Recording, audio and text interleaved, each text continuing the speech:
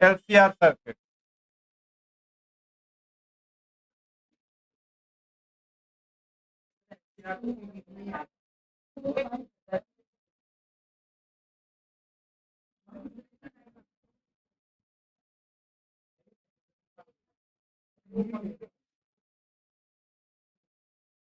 तो ये हो गया कौन सा? LCR circuit in series.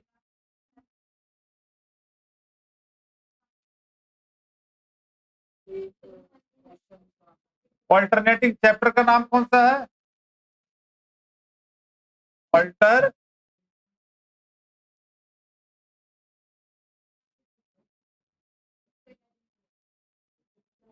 LCR circuit in series. देखना, ये R है,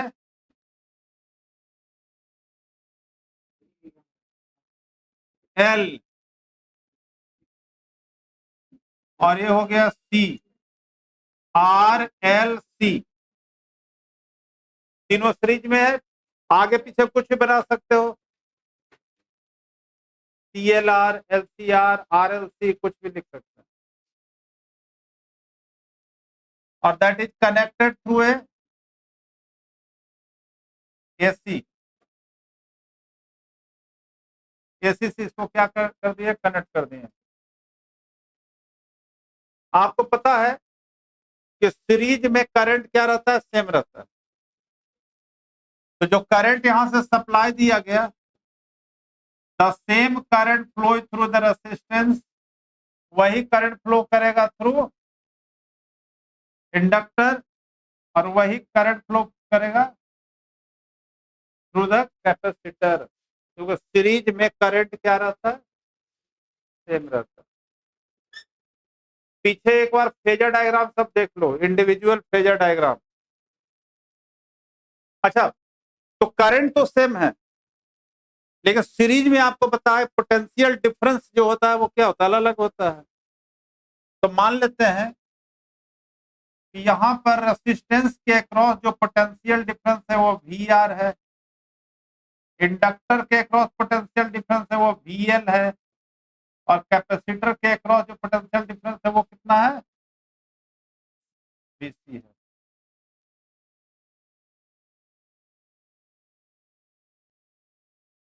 ठीक है ना?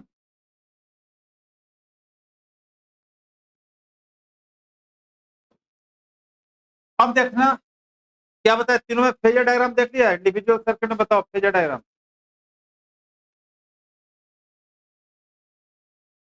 तुम बताओ रेसिस्टेंस में क्या रिलेशन था? रेसिस्टेंस में करंट और वोल्टेज दोनों सेम फेज में था। रेसिस्टिव सर्किट में देखो, करंट एंड वोल्टेज, वोल्टेज मतलब ईएमएफ दोनों क्या चीज में है? सेम फेज में। मिला आपको?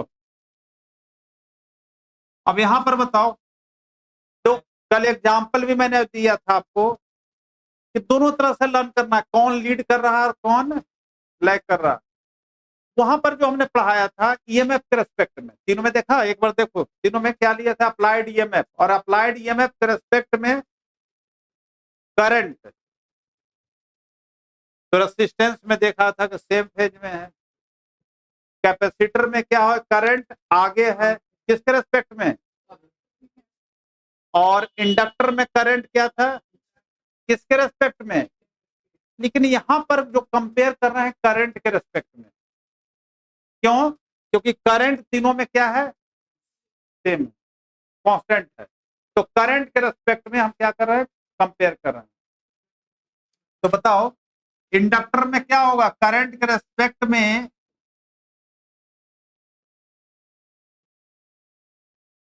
इंडक्टर में बताओ, करंट के रेस्पेक्ट में वोल्टेज लीड करेगा कि लैग करेगा?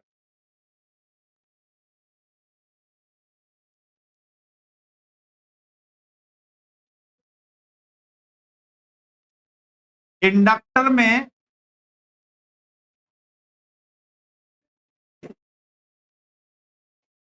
इंडक्टर में वोल्टेज क्या कर रहा है, लीड कर रहा है, VL हो गया। और कैपेसिटर में क्या होगा, लैग करेगा, कितने से, π/2।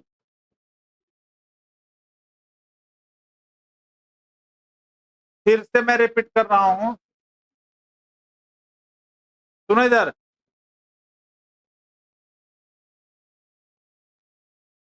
क्या पढ़ाए थे कि पिछले क्लास में जो हमने पढ़ाया था, ईएमएफ के रेस्पेक्ट में करंट को लैग या लीड कराना। यहां पर करंट का तो उल्टा हो जाएगा ना।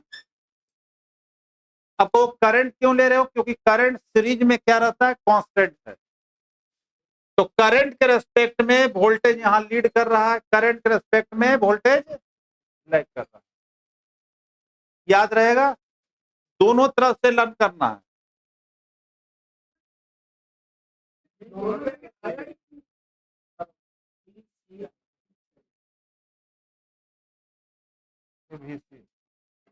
ठीक है,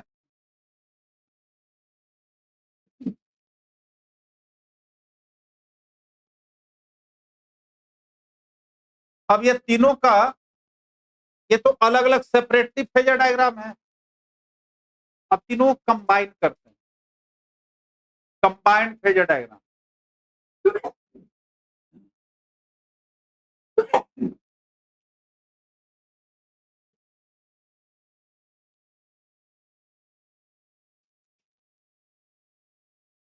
अब इसका देखो कंबाइंड फेजर डायग्राम,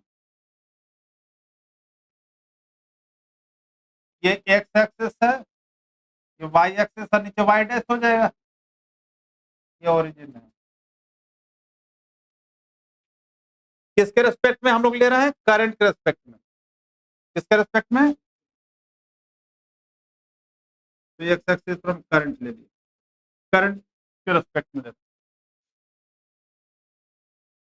तो रेसिस्टिव सर्किट में क्या, current and voltage are both are in same. तो तुम बताना फेज डिफरेंस कितना होगा, दोनों सेम फेज में है तो फेज डिफरेंस कितना होगा।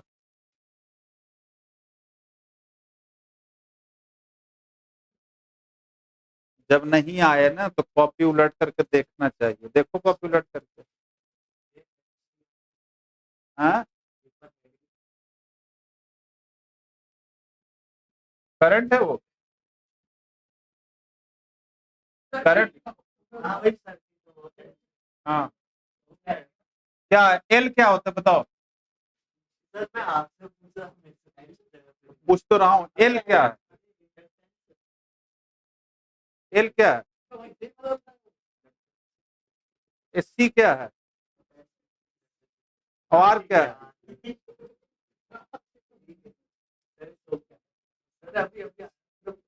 तो तुम्हें बेटा आता था ना, मैं तो वही तो बात कर रहा हूँ, अब तुम दिमाग पर जोर देते हो नहीं हो, पूरा ब्रह्मांड लेके टहल रहे हो और कुछ उस पर जोर देता ही नहीं है। एल हुआ इंडक्टर,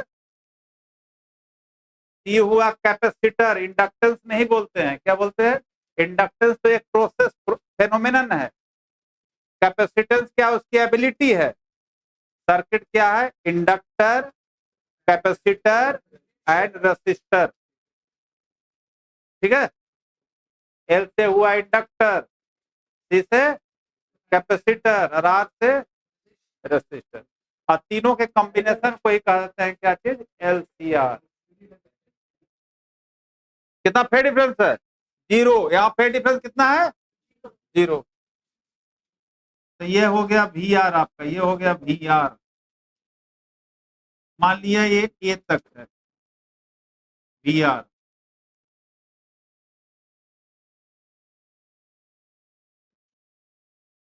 ठीक है,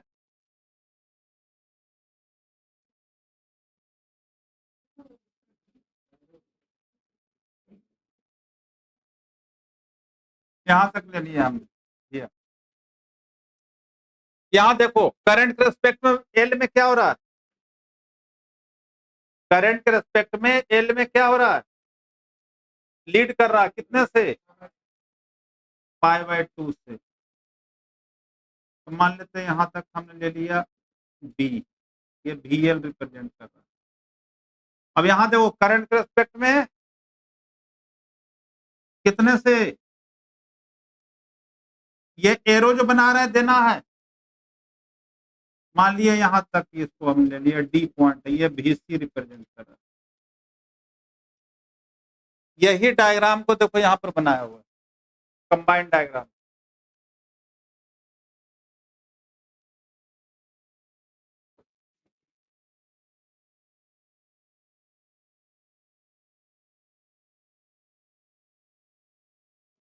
late R, L and C are connected in series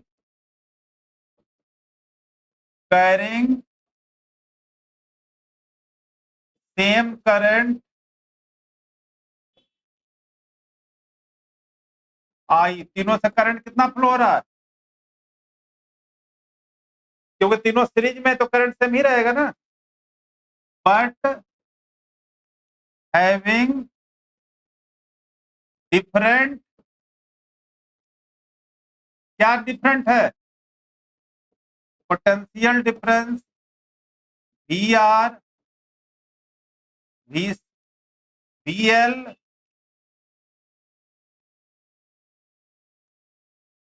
and VC respectively।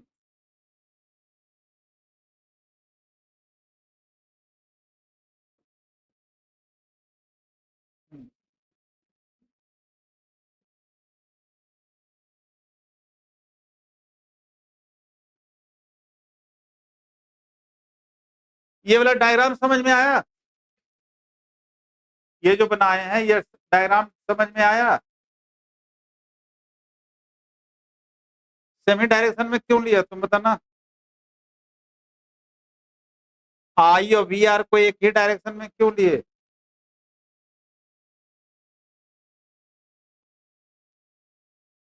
दोनों सेम फेज में है, ठीक है।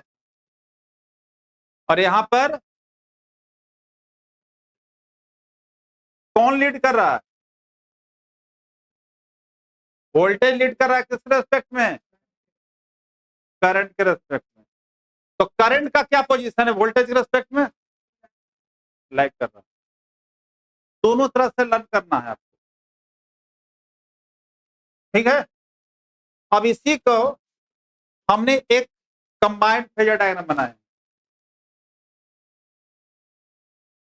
ठीक है। अच्छा कोई बता सकता है, देखना, अब देखो यहां पर अभी जो हम लोग लेकर के चल रहे हैं, लेट, अच्छा डायग्राम से फ्रॉम फेजर डायग्राम पहले लिख लो, उसके बाद फ्रॉम फेजर डायग्राम, आप बोलो क्या,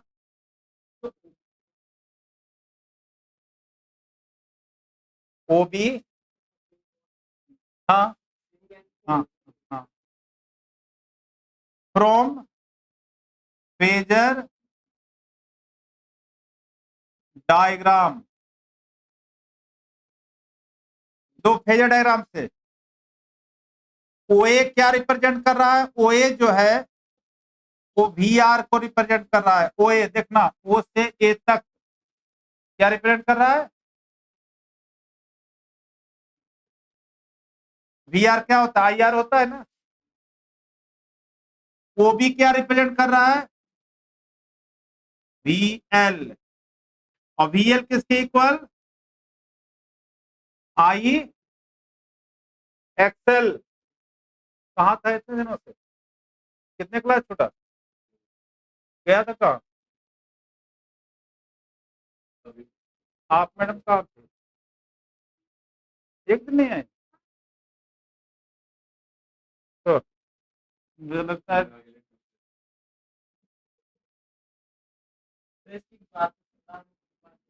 क्या, फिर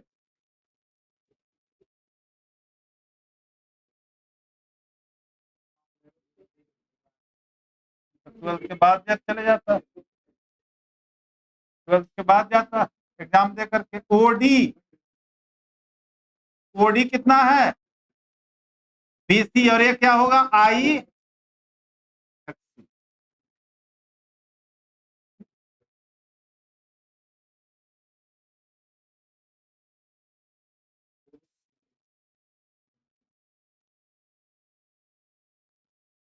ठीक है,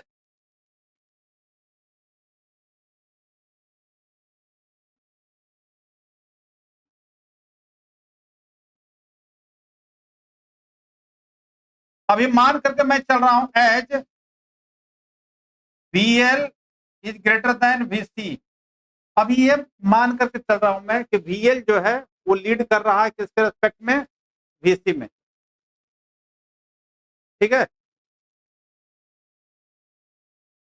तो कोई बताएगा VL और VC के बीच में कितने का फेज डिफरेंस है?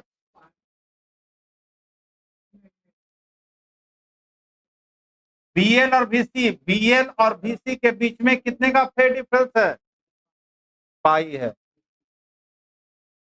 तो यहां पर जो हो गया as VL greater than VC, और इसका जो फेज कितना हो गया, फेज पाई जो हो गया पाई रेडियन। तो दोनों अपोजिट डायरेक्शन में है, तो इसका रिजल्टेंट क्या होगा बताओ, माइनस कर देंगे।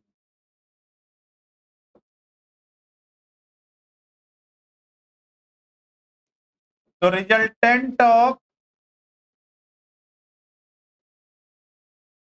VL एंड VC का क्या हो जाएगा, VL माइनस VC होगा, क्योंकि हमने, अच्छा एक चीज और ध्यान देना, कहीं कहीं पर किसी बुक में ऐसे भी किए हुए हैं VC माइनस VL, क्या एक ही बात है। इसका मतलब वहां पर VC को क्या कर दिया है, तो उस केस में जो अभी मैं डायग्राम बना रहा हूं देखना जरा, तो इसलिए हम लोग क्या करते हैं, इसको ध्यान देना, इसको मॉड में रख देते हैं। क्या में रख देते हैं, क्योंकि VL माइनस VC चाहे VC माइनस VL एक ही होगा। वो डिपेंड करता है, न्यूमेरिकल पर देखेंगे कि इंडक्टिव सर्किट में ज्यादा पोटेंशियल है या कैपेसिटिव में। अगर इंडक्टर में ज्यादा पोटेंशियल होगा तो VL माइनस VC लेकर चलेंगे, और कैपेसिटर में अगर होगा तो VC माइनस VL। चलो देखो, तो यहां पर देखो, अब जो है VL ग्रेटर देन VC लिए हैं, तो नेट क्या हो गया, उसका रिजल्टेंट क्या हो, VL माइनस, तो किस तरफ चला जाएगा, इफेक्टिव किस तरफ, इधर आएगा ना। इसको हमने मान लिया VL माइनस VC तक, ऊपर क्यों आया, सपोज दैट एक तरफ 10 न्यूटन फोर्स लग रहा है, एक तरफ 5 न्यूटन फोर्स लग रहा है, तो किस तरफ रिजल्टेंट जाएगा, तो VL ज्यादा लिए है ना हमने अभी मान कर, जैसे क्या ली गए VL माइनस, और इफेक्टिव किस तरफ चला जाएगा, VL की तरफ जाएगा। लेकिन जब बनाओगे डायग्राम तो इससे छोटा ही बनाना, क्या ज्यादा, हाँ। ठीक है, अब इसका ये जो हो गया इंडिकेट कर रहा है OP,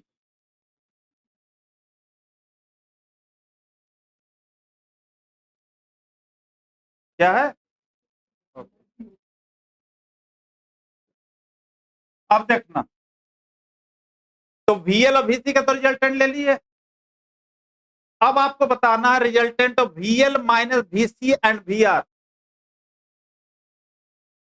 resultant of VL minus and VR, क्योंकि हमें अल्टीमेटली VL VR और VC के बीच में रिजल्टेंट निकालना, नेट निकालना, तो इसके इसके बीच में तो निकाल लिए, तो ये दोनों का रिजल्टेंट क्या आ गया, VL माइनस, हाँ, तो VL माइनस VC और VR का रिजल्टेंट क्या होगा, रिजल्टेंट वाला फॉर्मूला लगाएंगे। तुम बताना, अभी मत कहना कि बार बार हमसे पूछते हो सर। अच्छा क्या पूछ रहे हैं? मैं पूछ रहा हूं कि what is the phase difference between VL minus VC and VR.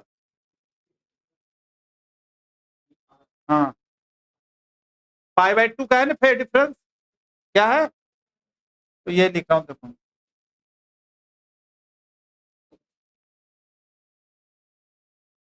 देखो resultant of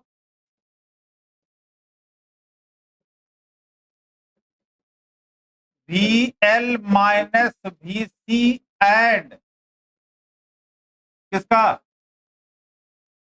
VR। Resultant of VL minus VC and VR। अब इसको रिजल्टेंट के लिए देखना डायग्राम, डायग्राम देखना। तो डायग्राम के लिए देखना है इधर कि अगर ये आपस में परपेंडिकुलर है, जैसा बताया फेज डिफरेंस कितने का 90 डिग्री। तो इसको रिजल्टेंट के लिए क्या करते हैं देखना, इसको पैरेललोग्राम बनाता है, इसके पैरेलल ये हो गया और इसके पैरेलल ये हो गया, तो डायगोनल होता है रिजल्टेंट।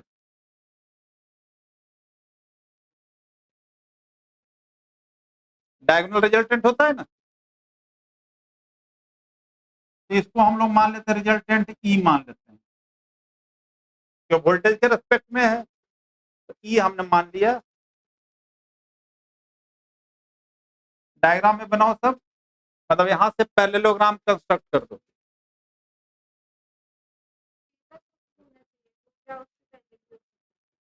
जहां तक आपने मार्क किया वहां तक होगा। कहां तक मार्क किया ये देखो, आप ये तक ले गए ना, ये तक होगा आपका। एरो लगाओ, तो ये VL माइनस VC है, तो ये भी हो जाएगा VL माइनस VC। इसका नाम देते हैं के।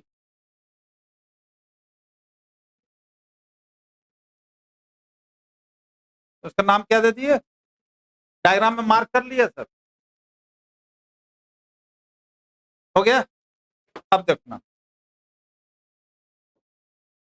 तो यहां पर जो है इसको लिखते हैं कि resultant of VL minus VC and VR जो हो गया, क्या उसको हमने रिजल्ट क्या ले लिए थे? ओके लिए हैं,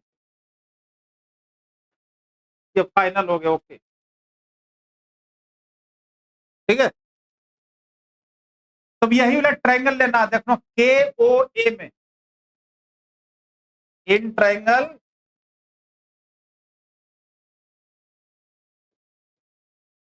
कौन सा triangle? In triangle KOA, OK की वैल्यू निकालना है, तो हो जाए, लिखेंगे hypotenuse OK square is equal to क्या? OA स्क्वायर प्लस AK का स्क्वायर। डायग्राम दिखाऊं, देखो ये वाला ट्रायंगल नहीं है, KOA राइट एंगल ट्रायंगल हो गया ना, है ना? राइट एंगल ट्रायंगल है ये, तो हाइपोटेन्यूज का स्क्वायर क्या हो?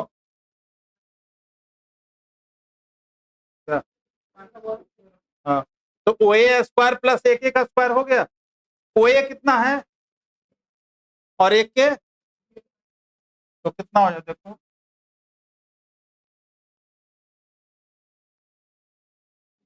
तो ओके स्क्वायर जो, और ओके को हमने मान लिया, नेट मान लिया EMF ई, इसको लिखते हैं हम लोग, देखना E square is equal to VR square plus VL minus VC का स्क्वायर होगा।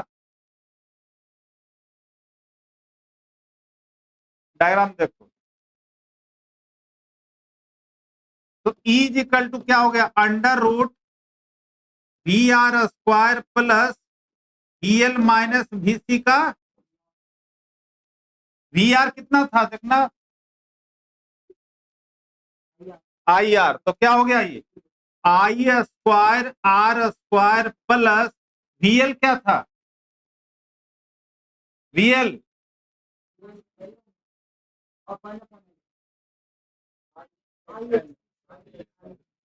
I एक्सएल और VC IXC का होल स्क्वायर। अब यहां देखना आई अंदर है, आई स्क्वायर यहां भी है, आई स्क्वायर सभी जगह है, तो कॉमन होकर आई बाहर आ जाएगा। तो इसलिए इज इक्वल टू हो गया आपको I under root R square plus XL minus XC का होल स्क्वायर। इस आई को नीचे कर देते हैं, डिनोमिनेटर में ले आए, तो E Y I is equal to R square plus XL minus XC का ई क्या है, नेट पोटेंशियल मतलब नेट ईएमएफ, और आई क्या है, द पोटेंशियल अपॉन करंट, क्या होगा, नेट रेजिस्टेंस हो जाएगा। क्या होगा, तो इस नेट रेजिस्टेंस को इम्पीडेंस बोलते हैं। बहुत अच्छा ध्यान देता है क्लास में।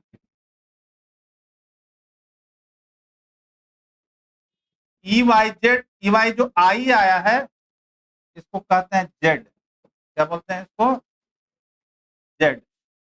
Are square plus XL minus XC का होल स्क्वायर का रूट आया, ये रिजल्टेंट वेयर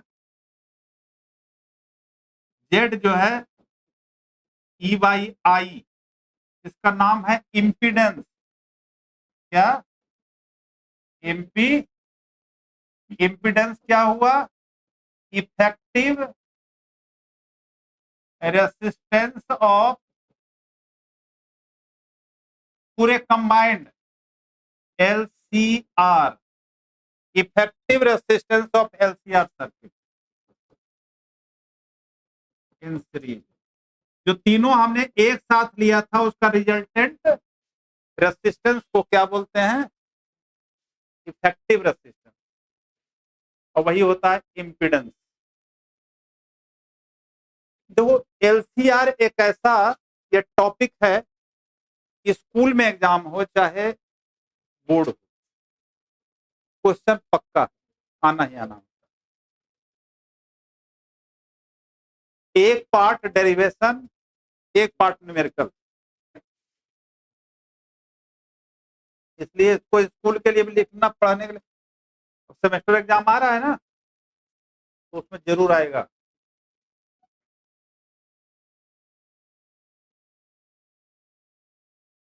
इम्पिडेंस क्या होता है बताना,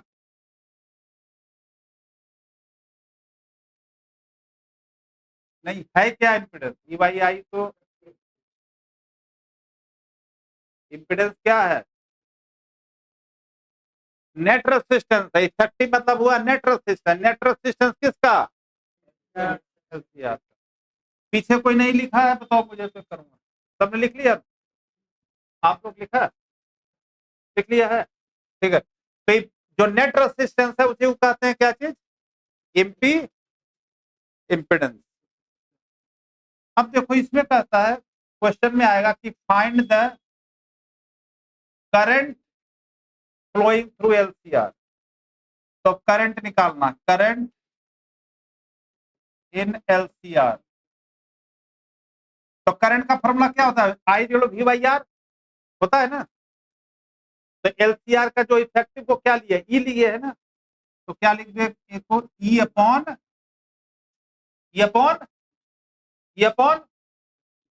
जेड, क्योंकि LCR का रेजिस्टेंस लेना है भाई। तो ई अपॉन ये कितना आया है, R square plus XL minus XC का,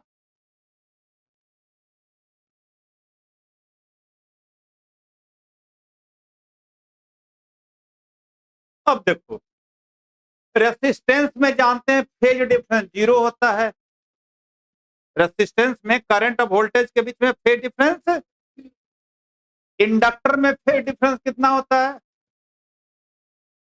π/2 होता है। कैपेसिटर में भी फेज डिफरेंस π/2 होता है। तो LCR में क्या फेज होता है, LCR का फेज डिफरेंस क्या होता है,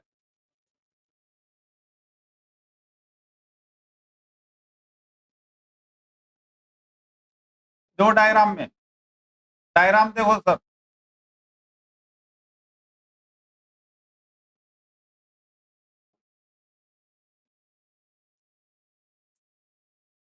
ये डायग्राम है ना,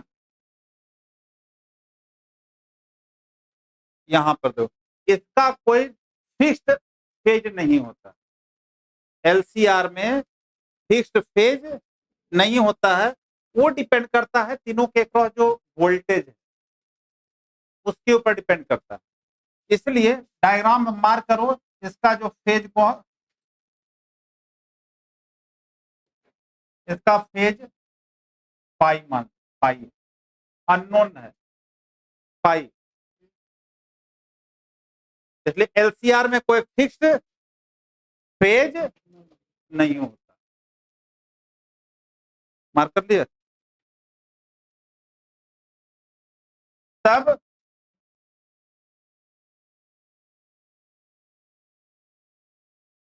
तो करंट निकालने के बाद इसमें अब कहता है फेज निकालो, phase in LCR, phase in LCR, कौन सा ट्रायंगल आया है, इन ट्रायंगल के ओ ए में, देखो कॉपी में देखो sir, K O A, tan phi is equal to क्या होता है, परपेंडिकुलर अपॉन बेस। तो परपेंडिकुलर कितना है, एक के, और बेस कितना है, ओ ए, एक के कितना आया है, वी एल माइनस, और वी ओ ए क्या है, तो इसका फिर डिपेंड करता है potential across inductor capacitor and resistor. ठीक है, अच्छा ये तो पोटेंशियल पर भी हो गया। कभी कभी जब रेसिस्टेंस दिया हुआ हो तीनों को, तीनों का, वीएल को लिख सकते हैं आई एक्सएल, वीएल वीसी और we are I R.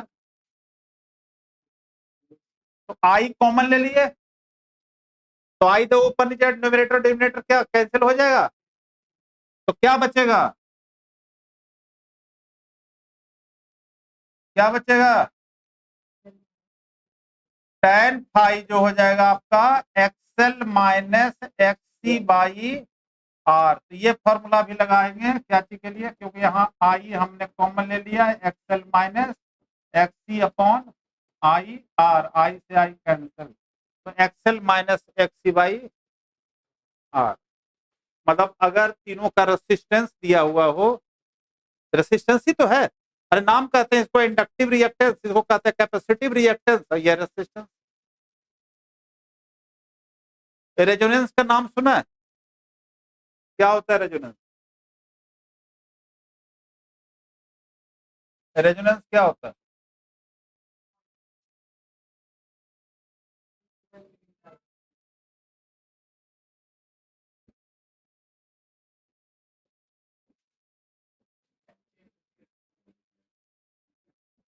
Resonance का डिफरेंट प्लेस पर डिफरेंट मीनिंग होता है।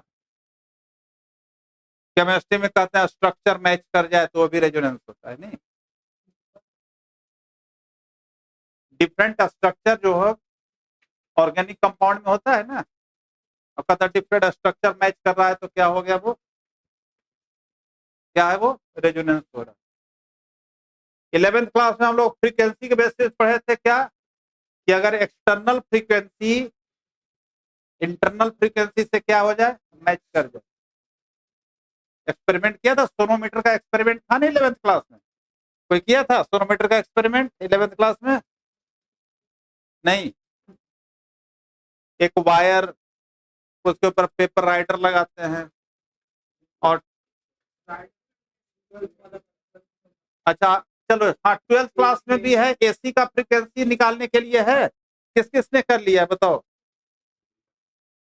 12th क्लास में भी एक एक्सपेरिमेंट है to find the frequency of AC,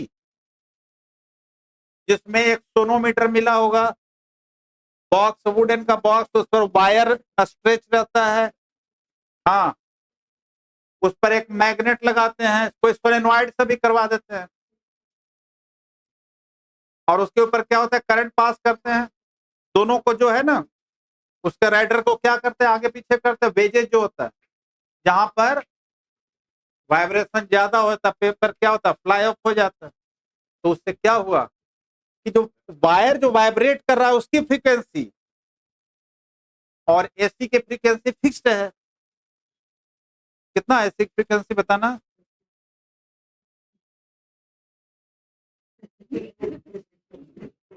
हाँ बताना। 15 की 50, 50 हर्ट्ज। तो क्या हुआ, ये एक्चुअल फ्रीक्वेंसी है, और वही 50 हर्ट्ज होता है ना, और वही फ्रीक्वेंसी जो वायर जो वाइब्रेट, एक्सपेरिमेंट सही कह रहा है, एक्सपेरिमेंट करना। तो क्या हुआ कि जो एक्चुअल फ्रीक्वेंसी से वायर की फ्रीक्वेंसी मैच कर गया, तो वो भी कहते हैं क्या हो गया, रेजोनेंस हो गया। 11th क्लास में चलो, जो चैप्टर था ना, कौन सा चैप्टर, वेव, उसमें एक क्वेश्चन आता है, वेव नहीं था, वेव मोशन, उसमें एक चैप्टर क्वेश्चन आता है कि marching troops are not allowed to pass through a bridge, bridge के थ्रू मार्चिंग ट्रूप्स को अलाउ नहीं किया जाता है। क्यों नहीं किया जाता है? हाँ, ब्रिज की वाइब्रेशन की अपनी फ्रीक्वेंसी है ना, और मार्चिंग ट्रूप चलता है उसका भी जो क्या, लेफ्ट राइट करते चलते उसका भी अपना एक फ्रीक्वेंसी है। अगर दोनों की फ्रीक्वेंसी मैच कर जाएगा तो वहां पर एम्पलीट्यूड बहुत हाई हो जाता है। तो ये सब सारे फेनोमेनन क्या है, रेजोनेंस का है। तो उसी तरह से एलसीआर सर्किट में रेजोनेंस कब होगा? देखो, when maximum current, when maximum current flows through LCR,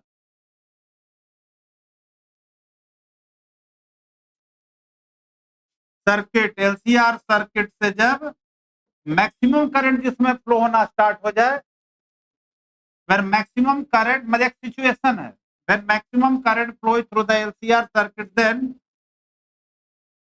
LCR is called resonance. अब मैक्सिमम करंट कब होगा? जब इंपीडेंस इसमें मिनिमम होगा। अरे रेसिस्टेंस का काम क्या है, करंट को अपोज करना। तो जिस समय रेसिस्टेंस मिनिमम होगा उस समय करंट, तो उसके लिए कंडीशन क्या है, व्हेन सर्किट में एक्सएल और एक्सी बराबर हो जाए, याद रखना, रेजोनेंस का कंडीशन। एक कंडीशन हो गया मैक्सिमम करंट, न्यूमेरिकल में, अच्छा न्यूमेरिकल में जब आएगा तो ये नहीं लिखा रहेगा कि सर्किट रेजोनेंस है, सर्किट रेजोनेंस है, इसको आइडेंटिफाई करना होगा अपने आप। अब सर्किट में लिखा हुआ एक रहता है current flow through the circuit, और एक है maximum current flow through the circuit, तो समझो वो क्या है, रेजोनेंस।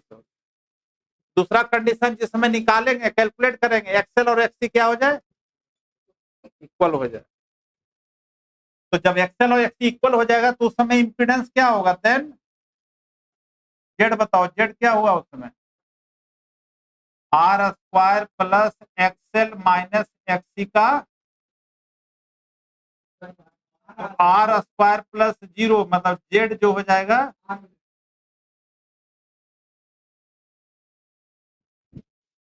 अब कहेगा maximum current flow through the, तो न्यूमेरिकल में रहेगा जब करवाएंगे देखना कि maximum current flow through the LCR, और क्या निकालो, find the impedance of the circuit, क्या निकालना है। तो कोई कैलकुलेट करने की जरूरत, जो रेसिस्टेंस दिया हुआ है वही क्या हो जाएगा, ये 1 मार्क्स के क्वेश्चन में आता है। और स्टूडेंट के लिए क्या करना स्टार्ट कर दो, जेड निकालना शुरू कर दिया, आर स्क्वायर एक्सएल निकाला, एक्सी निकाला, क्वेश्चन मैंने जो बोला तुम्हें समझ में आया?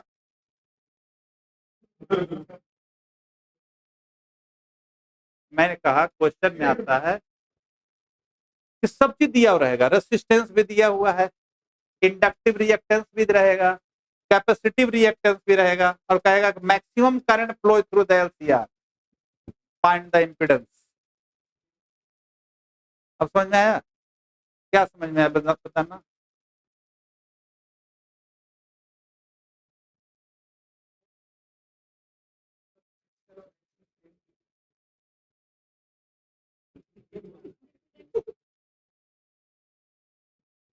एलसीआर सर्किट में रेसिस्टेंस भी दिया हुआ रहेगा, इंडक्टिव रिएक्टेंस भी दिया हुआ रहेगा, कैपेसिटिव रिएक्टेंस भी दिया हुआ, और लिखा हो रहता है क्वेश्चन में कि maximum current flow through the LCR, find the impedance. तो क्या करोगे? कुछ नहीं करोगे, छोड़ के चले आना। जो रेसिस्टेंस गिवन होगा वही उसका क्या हो जाएगा, आंसर होगा। क्योंकि रेजोनेंस के केस में इसका मतलब जिस समय जेड जो है आर के बराबर हो गया तो वो एलसीआर होते हुए भी वो बिहेव करता है रेसिस्टिव सर्किट की तरह। किस तरह? तो इस समय जो हुआ सर्किट क्या हुआ, एलसीआर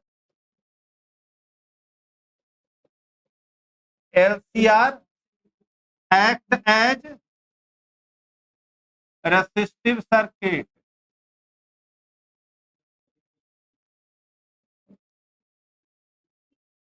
तो जिस समय सर्किट रेजोनेंस हो गया, ठीक है, जिस समय सर्किट रेजोनेंस हो गया, तुम बताना तो उस समय फेज डिफरेंस क्या होगा एलसीआर का? जिस समय सर्किट रेजोनेंस हो गया तो उस समय फेज डिफरेंस क्या होगा एलसीआर का?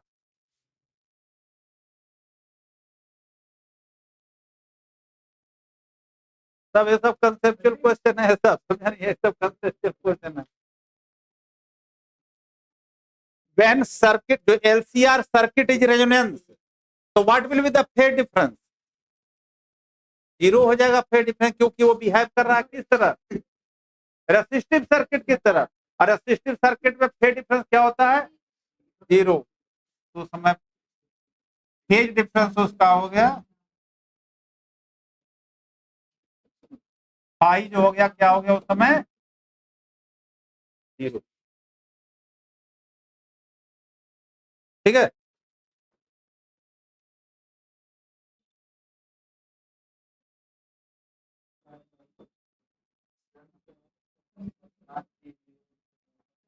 अब निकालो रेजोनेंस फ्रीक्वेंसी।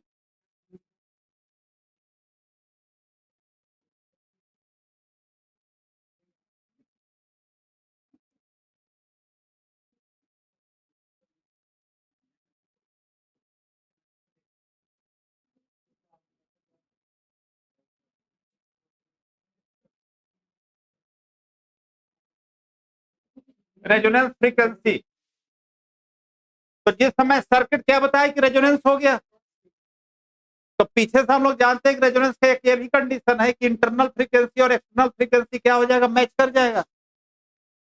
तो बताओ उस समय रेजोनेंस फ्रीक्वेंसी निकालना है, कौन सा फॉर्मूला लगाएंगे रेजोनेंस के लिए? देखो अभी आपने देखा फॉर रेजोनेंस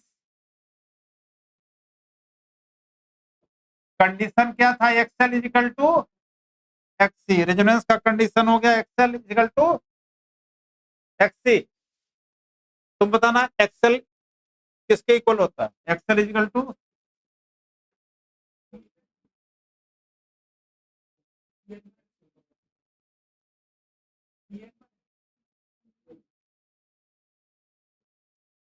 एक्सएल किसके इक्वल होता है,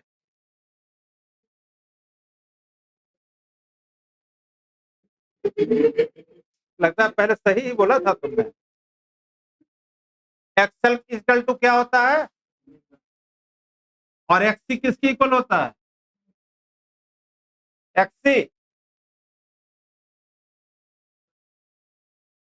one by XL. Bar bar omega भूल जाता, कैसे काम चलेगा?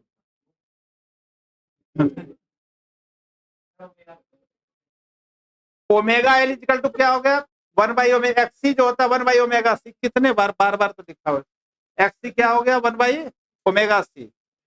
अब यहाँ हमें फ्रीक्वेंसी निकालना है, तो ओमेगा यहाँ कर दिए, तो omega square is equal to क्या होगा 1/LC। तो ओमेगा इज इक्वल टू कितना हो गया, ओमेगा हो गया 1/√LC। अच्छा, कहीं कहीं पर न्यूमेरिकल में पूछेगा कि find the angular frequency in case of the resonance, तो ये एंगुलर फ्रीक्वेंसी हो गया। ओमेगा आर मतलब रेजोनेंस फ्रीक्वेंसी, और ओमेगा किसके बराबर होता है 2π न्यू, तो 2π nu R is equal to 1/√LC। Nu R जो हो गया आपका 1/2π√LC।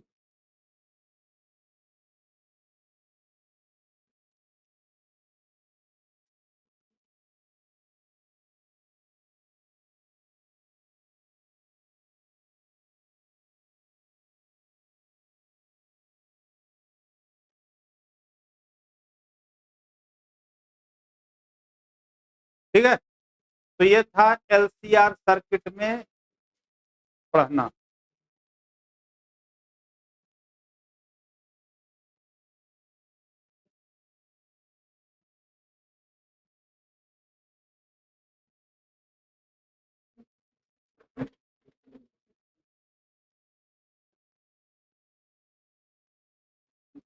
एनसीईआरटी है किसी के पास?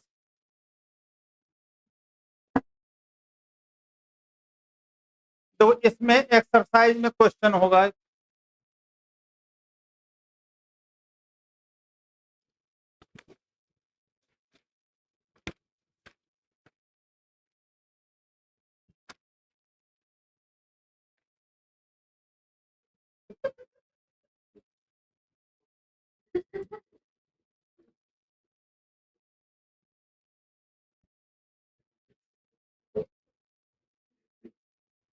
दो क्वेश्चन नंबर 7.9 पढ़ो, 7.9 क्वेश्चन 7.9 एनसीईआरटी जिसके पास है देखना क्वेश्चन 7.9 एक्सरसाइज का।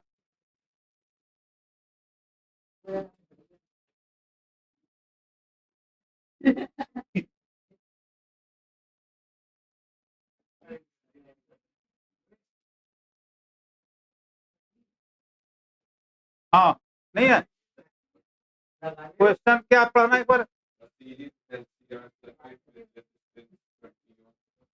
और सीरीज एलसीआर है, और सीरीज एलसीआर आगे आर जो है 20 है, एलसीआर है सर्किट कौन सा है, एलसीआर है 20 ओम रेसिस्टेंस है। आगे अब देखो यहाँ पर तो इंडक्टेंस 1.5 हेनरी, एल क्या सॉरी क्या दिया हुआ है,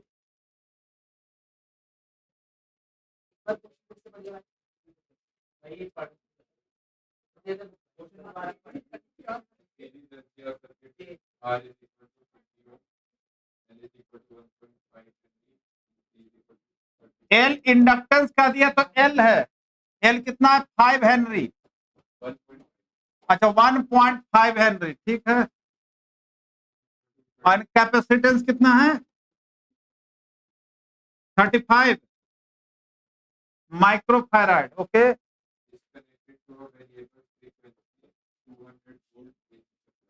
200 वोल्ट एसी सप्लाई मतलब 200 ईवी हो गया, बताया इसने सर्किट में जब भी दिया रहेगा तो क्या रहता है आरएमएस होता है, वो ईवी का वर्चुअल, वर्चुअल मतलब आरएमएस। आगे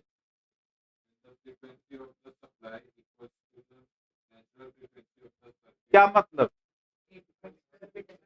व्हेन द तो ऐसे ये समझना क्या है, रेजोनेंस हो गया, क्या दिया हुआ है कि व्हेन द सप्लाई फ्रीक्वेंसी, हाँ मतलब वही हो गया कि सप्लाई फ्रीक्वेंसी जो है, supply frequency is equal to natural frequency. तो ये कंडीशन किसका हो गया, ये रेजोनेंस का हो गया। क्या हो गया, ये सर्किट क्या है रेजो रेजोनेंस है। तो क्या निकालने के लिए कहता है?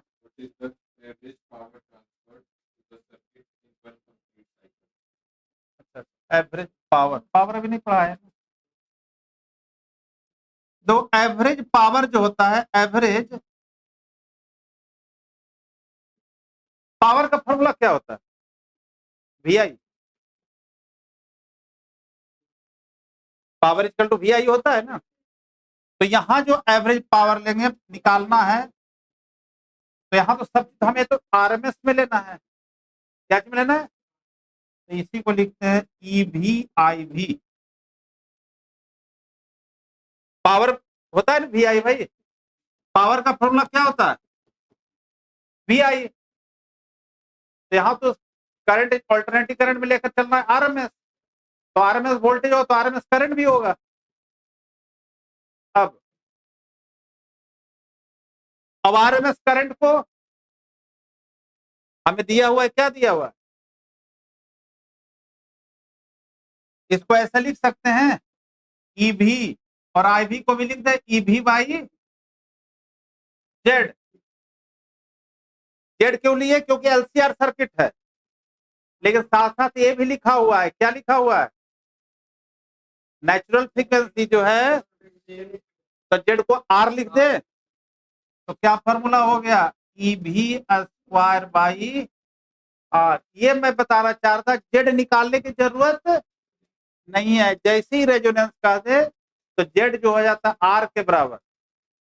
तो टाइम वेस्ट नहीं करने के, हाँ जेड निकालना शुरू कर दिए, आंसर तो वही आएगा। तो कितना हो जाए? EV कितना है आपका? EV तो 200 और 200 और R कितना है?